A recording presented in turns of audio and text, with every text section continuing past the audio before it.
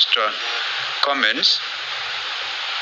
And with your permission, members of the Fourth Estate, and because of the intensity of this statement, we would recommend that we do not have even supplementary questions, because I think you all need to chew this. We all need to chew. Your audience, which is the Kenyan people, who need also to chew exactly what we are going to issue today from the command center. Karibu sana, ndugu Rigiji. Thank you very much. This is a press statement by the United Alternative Government on the fuel scandal in our country, Kenya. Patriotic Kenyans, today we wish to draw the attention of Kenyans to one of the greatest fuel scandals in the history of independent Kenya. We have deliberately taken time to look into the oil scandal that has hit Kenya in the hope that the government of President William Ruto would be kind to the people of Kenya and save them from further agony. Little was it forgotten to us that Kenyans and the entire energy value chain is completely a criminal enterprise under William Ruto. We wish to state as follows. On Thursday, the 2nd of April 2026, Kenyans were treated to dramatic arrests of former PS State Department of Petroleum, Mr. Mohamed Liban, Mr. Daniel Kipto, former DG EPRA, and Mr. Joe Sang, former MD, Kenya Pipeline Corporation. On 4th April 2026, a public statement made by William Ruto meant to hoodwink and fool the people of Kenya. He argued that oil cartels had been crushed to a halt. Further, he strongly stated as follows: that the international oil companies, IOCs, had not declared their inability to perform their obligations under contract. Yet we know that there was official communication requesting a contract review and price adjustment following the Middle East crisis. The other trio had resigned, yet they were forced to resign during the Easter weekend while still under police custody. That the three accused persons would be charged in a court of law for various offenses. The three international oil companies, IOCs, in the so-called G2G arrangements are Saudi Aramco, they supply diesel and super petrol; Abu Dhabi National Oil Company, ADNOC, they supply diesel and jet fuel; and Emirates National Oil Company, ENOC, they supply super petrol. These IOCs supply and distribute fuel through 6 hand-picked local oil marketing companies. But what was being hidden from the public was the real culprits of this scandal. The team leader of this oil scandal is William Ruto, Felix Koskei, and the abroad-based expert, the CS for Energy and Petroleum, Mr. Opio Wandai. And a local company, which is a nominee of the international oil companies IOCs awarded under the so-called G2G framework. While the crisis in the Middle East brought about the conflict of the USA and Iran, William Ruto saw a big business opportunity to fleece Kenyans, as he has always done. Kenyans will recall the Brazil maize scandal of 2009 when William Ruto was the Minister for Agriculture, and he was fired by the then Prime Minister, the late Right Honorable Raila Odinga. Truly, you can't change the character of a man.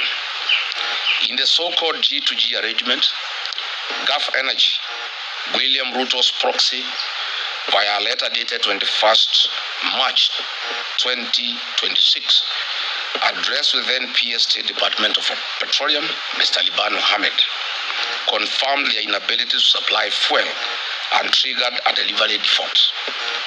Note that Gulf Energy supplies 4 out of 6, or 67% of the monthly fuel cargoes, leaving the other 5 oil marketing companies to supply the balance of 20% or 2 cargoes imported under the so-called G2G framework. Since the IOCs in the so-called G2G framework agreement could not evacuate fuel through Strait of Hormuz and had communicated their inability to perform their contractual obligations, triggering a delivery default. The 3 government officers invoked relevant provisions of the Petroleum Importation Regulations 2023 and implemented a government directive issued by the National Security Council Committee by the letter dated 9th March 2026, reference number OP CAB 3/55A, to explore and implement strategies to diversify petroleum import sources beyond single region, reducing dependency and enhancing national energy security. As such, the above decision was implemented.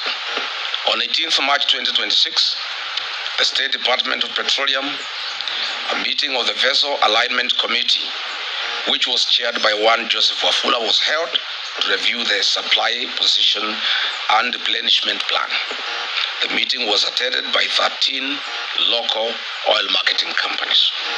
During this meeting, it was recognized that there is a likely shortage or supply of petroleum products, and in accordance with Clause 21, Petroleum Import Regulations 2023, the 13 oil marketing companies were invited to submit an expression of interest for the emergency supply of contingency fuel stocks for delivery on or before 28th to 30th March 2026.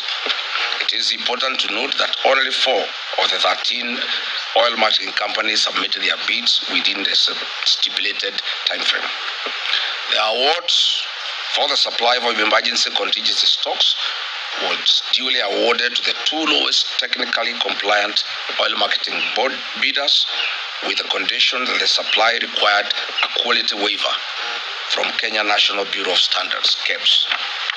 Note this was also in line with Clause 8.1 Petroleum Import Regulations 2023, an international best practice as seen in other countries who had relaxed fuel specifications following the effects of the Middle East crisis.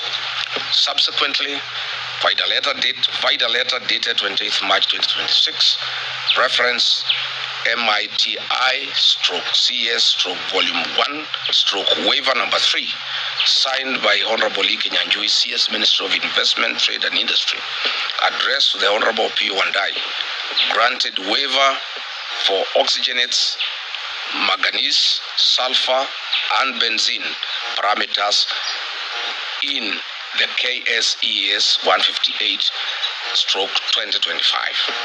The following companies were awarded, who are the 2 lowest bidders: 1 Petroleum and Oryx. These were contingency cargoes with delivery dates on or before 30th March 2026. Their supply position was to provide fuel cover for 2 weeks, thus ensuring product availability during the Easter holidays. But where is the mischief of the oil cartels? William Ruto was well appraised of all these processes and procedures. All the directives were issued by the National Security Council Committee, chaired by Head of Public Service Felix Koskei, Ruto's errand boy. After William Ruto got a brief that Gulf Energy's bid was knocked out on technical grounds and the competitors had gotten their letters of award, he issued clear instructions that Gulf Energy bids be affixed to the procurement process and awarded with immediate effect. Gulf Energy submitted their bids 3 days later, on 23rd March 2026, after the awards had been executed. Their delivery was for the 8th to 15th April 2026, which was 10 days past the preferred date range of 28th March to 2nd April 2026. The bid of Gulf Energy was rejected by the Vessel Alignment Committee, State Department of Petroleum. This being William Ruto's proxy company that supplies 80% of monthly cargoes, he exercised political power. Characteristic of him, this is when the head started rolling. He knew that he had lost profit worth billions of shillings. Through a remarkable architecture, conman attitude, William Ruto orchestrated a terrible propaganda that the fuel supplied was substandard despite the comprehensive compliance due process followed by the gallant then government officers. To date, the three arrested Kenyans, PS Liban, DG EPRA and MD Kenya Pipeline Company, have had no charges preferred on them. Why? They had no case to answer as they followed and applied the law strictly. The real culprits in this scandal are William Ruto and his broad-based expert, the Honorable Opiyo Wandayi. Concurrently and maliciously, on the night of 5th and 6th April 2026, as this drama was being executed, William Ruto dispatched a high-power delegation led by CS Wandayi, Acting CEO EPRA, Engineer Joseph Okech, and other senior government officials together with Gulf Energy to renegotiate new pricing with the international oil companies whose nominated agent is Gulf Energy, a proxy of William Ruto. These prices were negotiated in Dubai, and if you recall, that is why Opiyo Wandayi was not available when he was summoned by Parliament, as he was negotiating these prices in Dubai to take into consideration the profit of William Ruto in the new price structure. Kenyans now have to pay for the greed and business of William Ruto, not only on the pump, but across all sectors of the economy. Yesterday night, they increased prices of super petroleum by Kenya shillings 28.69 and diesel by Kenya shillings 40.3 per litre, a historic high since Kenya's independence. You recall 2 weeks ago I announced the price increase of 40 because I had information from the team that was negotiating in Dubai on behalf of William Ruto and his people. Following the April 14, 2026 price adjustment, Mr. William Ruto will earn a profit of Kenya shillings 5 per every litre consumed by the people of Kenya, or the equivalent of 2.5 billion Kenya shillings, from the 500 million litres to be supplied for the region's consumption.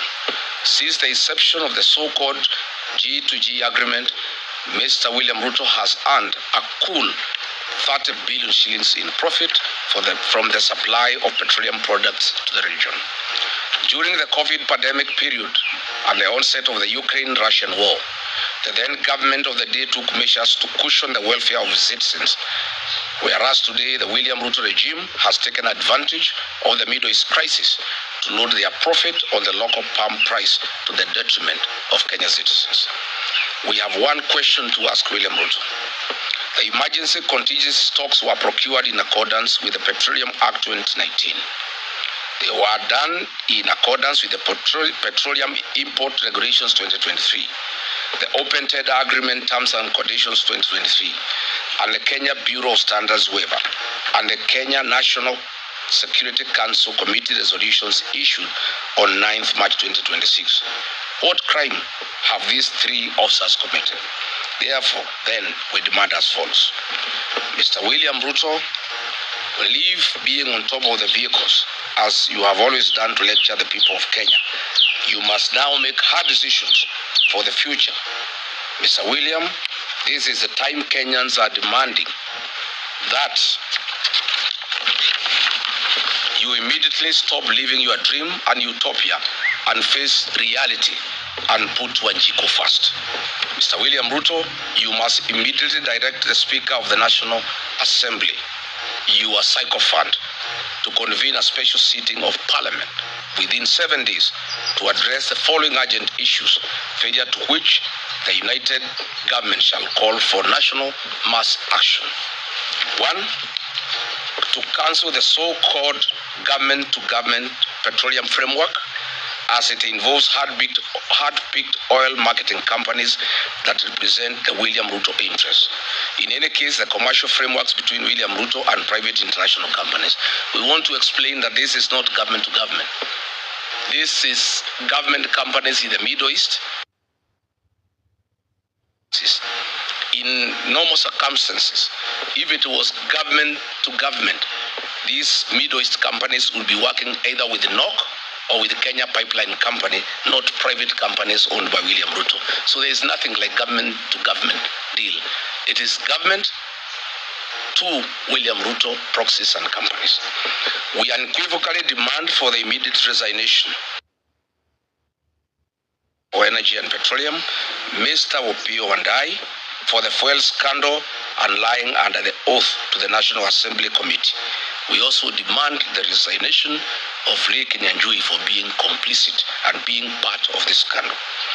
We want to ask to suspend the implementation of the National Infrastructure Fund and use the proceeds collected from the sale of equity in Safaricom PLC and Kenya Pipeline Corporation to cushion wananchi from the adverse socio-economic effects of the April 2026 historic fuel price adjustment.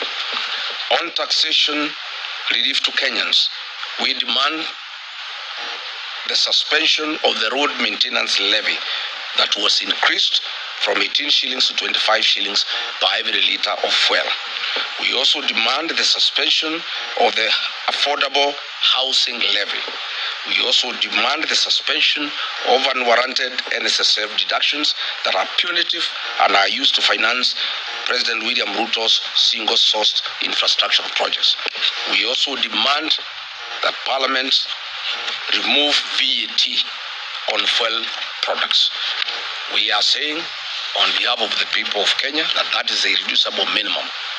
And if there is no action taken on the part of William Ruto, we shall announce further measures to the people of Kenya to force William Ruto and the National Assembly to act in the best interest of the people of Kenya. Thank you.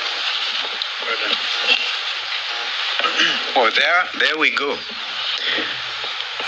Tomorrow, I will be in the High Court at Milimani dealing with this other state capture matter of the sale of Safaricom shares to Vodacom, itself a foreign company. So although in our statement we have highlighted that whatever the proceeds out of that sale, I want to announce that that is contested and will be in court tomorrow. So we will now invite our brother JB Muturi to give some highlight, make some further comments, and after that we'll have brother Fred Matiang'i, and finally Eugene Wamalwa will make the final comments. JB. Thank you. I just want to state to William Ruto to ask his proxy, Moses Wetangula, to convene a special sitting. We are cognizant of the fact that the House is still sitting, but we are saying that this is the right time, if indeed William Ruto has any interest at all about the welfare of the people of Kenya, because we know the revenue and expenditure estimates, what we call the budget estimates, will be tabled before the House of Parliament not later than 30th of this month. And therefore, our call for a special sitting and for the removal of VAT and the suspension and or total exclusion of the extra 7 shillings charged on the fuel levy should be at this time and be considered during this special sitting because the ramifications of this historic and abnormal increase in the cost of fuel effected last night are enormous, and the implications will spread to all sectors of our national economy and affect the socio-economic fabric of this country. In conclusion, I just want to amplify the point raised in our statement that indeed, as Kenyans would recall, when William Ruto took over the reins of government in 2022, is when immediately after he had made several promises that we needed to address the issue of the many taxes in the fuel sector. And many Kenyans will recall that he never shined to criticize the former administration. He said, he offered that there will be a review of the many, in fact, in his own words, he put those levies at 15. He said they're going to be reviewed. And therefore, every Kenyan felt that when he came up with the idea of a G2G arrangement, he was indeed going to address that issue of the mini taxes. The matter did come to me as Attorney General of the Republic, brought to me by the CS then, Davis Chirchir, the chairman of the Presidency Council of Economic Advisors, David D., and one of the other advisors, Mr. Hassan Mohamed. But I just raised one question. Yes, Saudi Aramco is owned by the Saudi government. It is therefore a government company. ADNOC is owned by the Abu Dhabi government. ENOC is owned by the Emirates. So indeed it's just an acronym. So I raise the issue. If it's going to be a government to government, what is the government on the Kenyan side? And of course, the excuses were used that, there was a pressure on the Kenyan shilling because the oil marketing companies were demanding not less than 500 million shillings every month to import fuel into the country. And that now the arrangement was that Kenya was going to be given a 6 months window before paying for the fuel that will have been delivered. But surprisingly, the government of Kenya chose not to use the government-owned National Oil Corporation, NOC, or the Kenya Pipeline Company, KPC, to represent government on the Kenyan side so that the equation makes sense when you talk about G2G. Instead, the government of Kenya purported to advise the oil importing companies, the IOCs, the three from the Middle East, to nominate locally companies that government purported to have interest in. And those companies, the three that was nominated, are the ones led by Gulf Energy, in which William Ruto controls more than 3/4 of his shares. Indeed, as Kenyans would know, this Gulf Energy is the company that bought out the British consortium that was dealing with the Turkana oil. And therefore, it is no wonder that we have never seen a reduction in the fuel prices, because William Ruto is right in the middle. On the Kenyan side, he is the G. That's why we are calling on William Ruto to now cease this arrangement. And that's why we are saying Parliament should actually be the one in the forefront to call for scrapping of this so-called G2G arrangement, so as to address the plight of the common person who is going to get the effects of this astronomical and abnormal increase in fuel prices. Thank you. Thank you.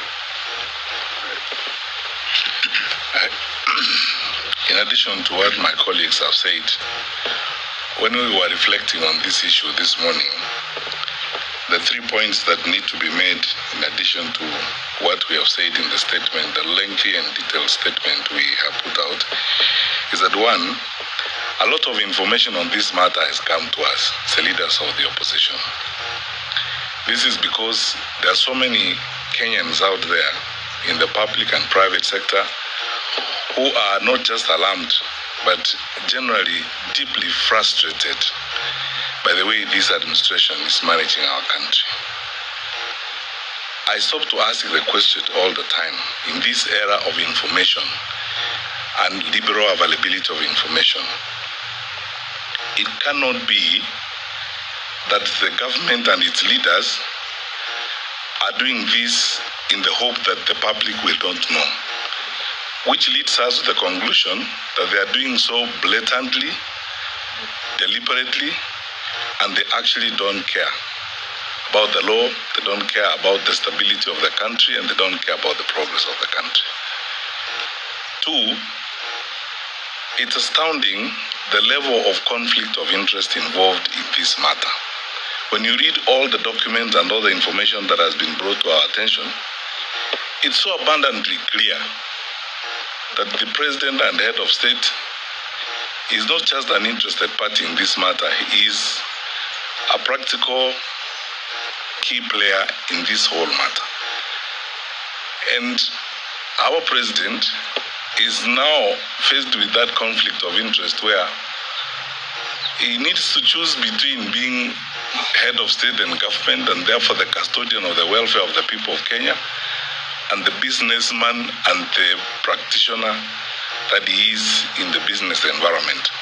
Because for the private sector in this country, the leader of our nation is a predatory competitor, and he can't hold that position of competitor and regulator at the same time, because obviously you can see the resultant effect of it. It's untold pain and suffering of our people. Lastly, I hate to say this, I always hope I'm wrong on some of these things, because just 4 years ago, before we left the government, we warned the country about a number of these things. I was the previous administration when we saw some of these things and pointed out that these our friends do not have the capacity to be fair arbitrators and leaders of a great nation such as ours. In my view, and we've discussed this matter considerably, if this issue is not dealt with, this matter of oil, I think we haven't seen the worst yet in terms of the direction our economy is going to take and some of the things that are going to happen as a result of the conduct of government business. So when we say publicly that our country is going the wrong direction, we do so because we love our country, we are patriotic, we are responsible people, and we have a moral duty to point out to our fellow citizens when we think we are clearly entering a very dangerous zone in the affairs of our country. Our leaders need to make that painful decision. Are they going to be leaders, regulators, managers of the affairs of our country and therefore the custodians of our people's welfare? Or they are going to be private business people doing business? If you sat down with Kenya Private Sector Alliance, the Kenya Association of Manufacturers, and all these private sector people working in our country and investing, working very hard in our country, some of them in low tones, some of them in extreme frustrations of the things that happen, give you evidence that our country is headed the wrong direction. And we are asking these questions not because we are negative about these things, but because we are also alarmed at all these things that are available. And we want to, lastly, on behalf of my colleagues, thank the Kenyans who have given us this information. You had my three colleagues who spoke before me, Honorable Gashawa, Honorable Kalonzo Musyoka, and Honorable Muturi. All this information that we have, a lot of it every day is coming to us from Kenyans who are very concerned. We thank them. We want them to know that we appreciate their forthrightness and their commitment, and we remain open. Please give us more information on this, because we have been taken through this oil business by government officers and public officers who are willing to share information, who are equally concerned and very, very frustrated by the way the affairs of our country are being run. We will work with them. My last point is to assure them that in us they have very worthwhile partners. We are also hopeful about our country, And we are asking them not to lose hope even as they find themselves in those circumstances. Help is on the way. We are turning the corner soon. We will turn the leaf soon. And we will continue with the business of building a country because we believe our beloved country, Kenya, is better. We are better than this. Thank you. Well done.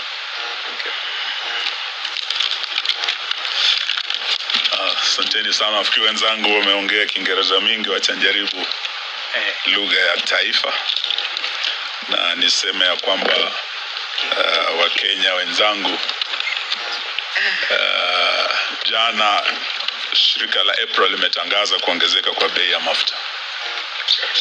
Kienda kwenye station yoyote kufika sasa, mafuta ya petroli yako zaidi ya shilingi 200 na vile vile ya diesel. Na hili ni jambo litaumiza wananchi sana, haswa wakulima wengi ambao walikuwa bado wako mashambani. Diesel imekuwa bei ya juu sana, na inamaanisha hata yule mkulima pale kwenye shamba, kuanzia leo mambo yatakuwa magumu. Hata wale walio katika uchukuzi, transport, diesel itapanda. Hata vijana wetu wa bodaboda, petroli itapanda. Na hiyo inamaanisha nauli itapanda kutoka kwa yule mwana bodaboda, yule matatu, ile bus, na popote unapoenda. Sasa gharama ya maisha imeongezeka kuanzia jana. Na mara ya mwisho tukifikisha zaidi ya shilingi 200 bei ya mafuta ilikuwa wakati wa maandamano ya kwanza, wakati tulikuwa na finance bill ya kwanza ya serikali ya Kenya kwanza. Na hiyo ndio ili double mambo ya VAT, ushuru kwa mafuta, kutoka shilingi 8 kwa lita hadi shilingi 16% ya VAT on fuel every liter. Hapo ndio ilifanya gharama ya maisha ikaongezeka sana, kukawa na maandamano. Na baada ya maandamano tukaulizwa tuende kwa mazungumzo kule kwenye Bomas. Tuliongoza Mheshimiwa Kalonzo Musyoka kule kwenye Bomas, timu yetu ya Azimio. Na kati ya yale tuliambia serikali hii ni kwamba Bwana Zakayo, shukisha ushuru. Ushuru wa kwanza shukisha kwa mafuta. Pale Uhuru Kenyatta aliwacha kwa serikali, na ilikuwa kwa hiyo serikali ya Mheshimiwa Matiang'i hapa, ilikuwa pressure nyingi sana VAT ipite 8%, lakini Uhuru Kenyatta alizuia, akasema ikipita hapo wananchi wataumia. Na hiyo ndio ilifanya lita ya mafuta wakati Uhuru anaondoka, Wakenya wenzangu watakumbuka, ilikuwa shilingi 159, 159 per liter. Lakini baada ya hiyo finance bill 2023 bei ikaongezeka, kawa na maandamano. Kwenye Bomas tulikuwa na Mheshimiwa Kalonzo, tukawa na Mheshimiwa Opiyo Wandayi na wenzetu wengine ambao tulifanya kazi nao. Leo nataka niukumbushe ndugu Wandayi ya kwamba tulitumwa Bomas ili tushukishe ushuru kwa mafuta. Kulikuwa na ushuru mara 16, different levies and taxes on fuel alone. Na hiyo ndio iliongeza gharama ya maisha. Na wakati huo tukasema hiyo VAT ishukishwe from 16% irudishwe 8%. Wenzetu wa Kenya Kwanza walikataa. Na wakati tunamaliza mazungumzo hayo, bado waliongeza tena mambo ya fuel levy kutoka shilingi 18 hadi 25. Na hiyo ndio sababu leo tumeambia Bwana Zakayo, sababu bado wako juu mtini na ushuru bado unapanda, ya kwamba aanze kwa kushukisha ule ushuru aliongeza akichukua ushukani baada ya Uhuru Kenyatta. Aanze na hiyo shilingi 7 kwa kila lita. Hiyo ikishukishwa, Wakenya wataanza kuona nafuu kidogo katika mambo ya mafuta. Pili, ushuru wa VAT kwa mafuta, huo ukiondolewa, hii bei itarudi chini ya 200. Na hiyo itasaidia kila mwananchi wa Kenya popote ulipo katika. Hiyo ndio jambo tumesema leo tukutane hapa na tuseme we must demand that this be done immediately, na bunge liwe na kikao rasmi kuzungumzia hili kama swala la dharura, sababu linaguza kila mwananchi wa taifa letu. Shida ambayo ilikuweko tena kule Bomas, kulikuwa na hii mpango wa G2G. Wakati huo ndio ulikuwa unaanzishwa, na tuliambiwa dola imekuwa mbaya, sasa lazima tufanye negotiation na wenzetu wa Arabuni so that we stabilize. Na hata baada hiyo vita ya Ukraine na Russia, mambo kuwa kurudi normal na vile vile dola yetu kuweza kustabilize, G2G hiyo ilitakiwa iweko hadi mwaka jana.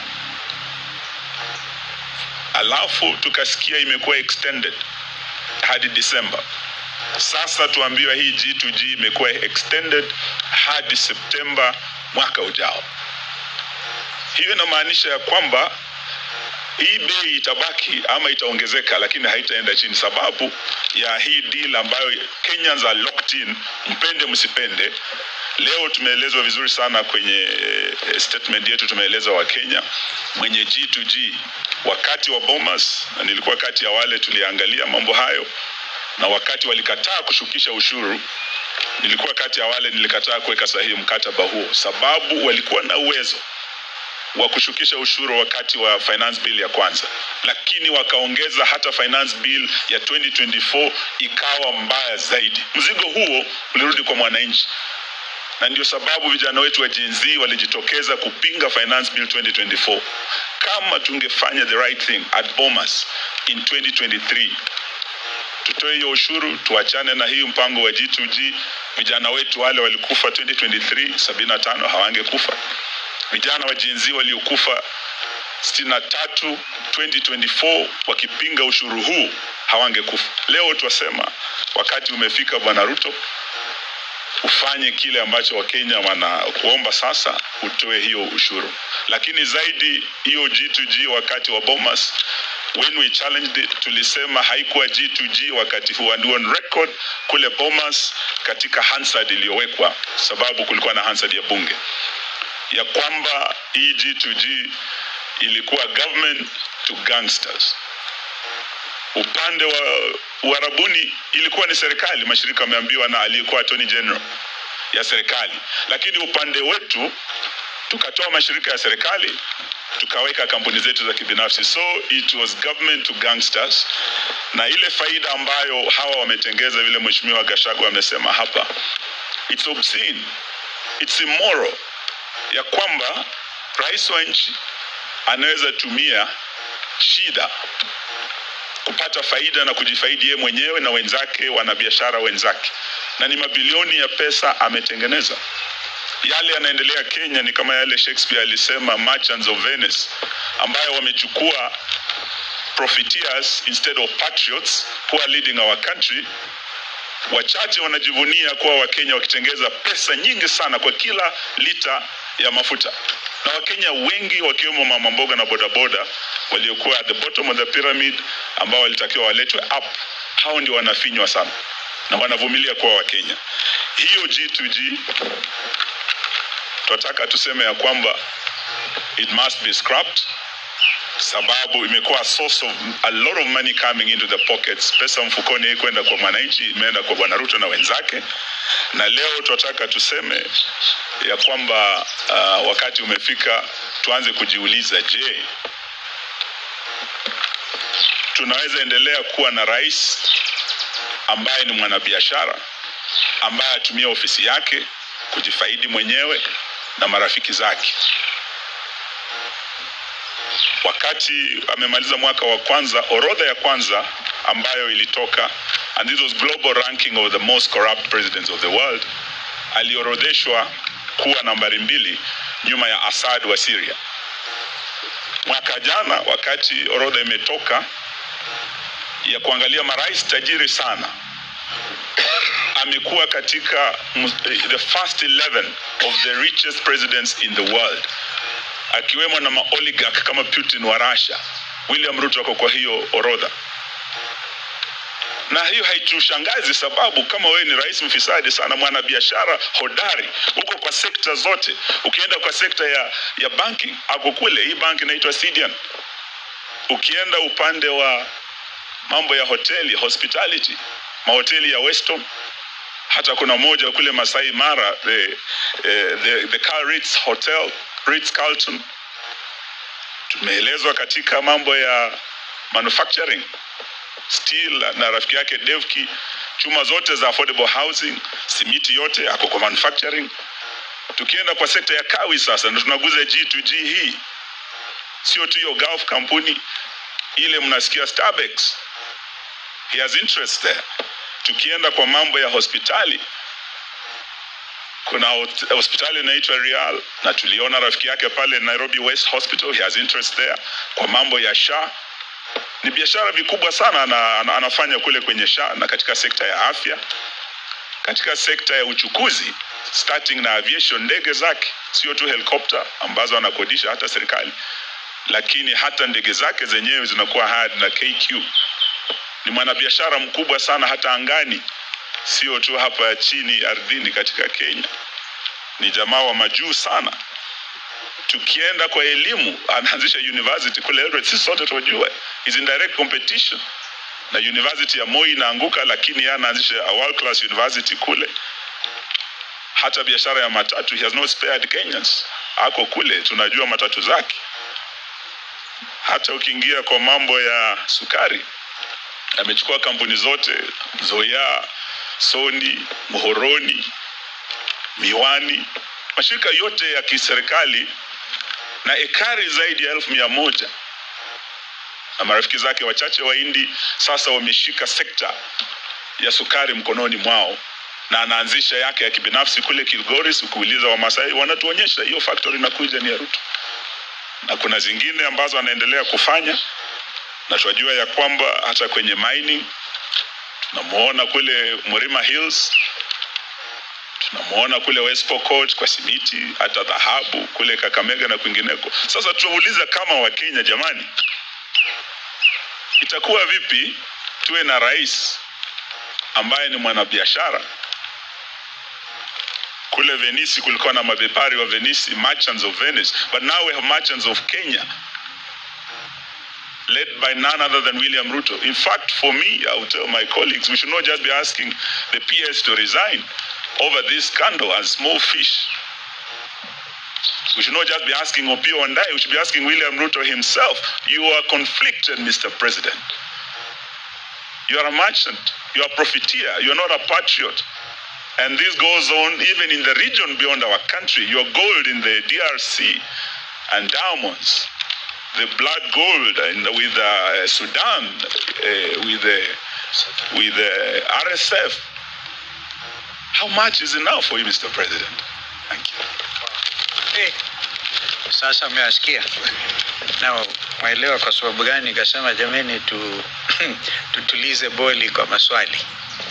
Hata umesahau ndugu Eugene kwa upande wa media vile vile. Wenyewe, you haven't been spared. Kwa hivyo mfanyabiashara huyu sugu huyu, uongozi afanane nao.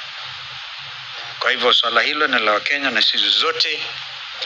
So we want to say this is very painful, extremely painful. By his own admission, William Ruto has said he's a businessman. When he was saying, sijui ngombe ya Eugene inakufa, inakupe. Akasema kuna ngombe safi sana. Kwa upande wa kilimo, ni vizuri kuwa champion na hiyo, lakini uongozi wa nchi nao unahitaji patriotism. So we are at a crossroads, and we'll do the best we can together. The Kenyan population, we're not going to leave you alone. We will put your best interests ahead of us. Kwa hivyo, let's keep hope alive. Asanteni sana. Thank you. Thank you.